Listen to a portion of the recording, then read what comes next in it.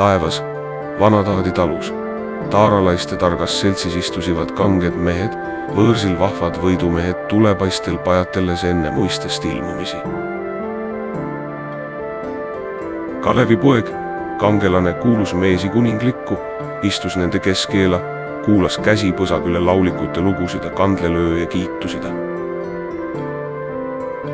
Mis ka tema tegusida, jumedaida juhtusida, ilmas ilmunud imedusi, tugevaida toimetusi, mis ta elupõlgas teinud enne surma sobitanud, maha jäänud jälgi mööda, järele jäänud riisme rajal tulepaistel pajatati, kullakeelil kuulutati.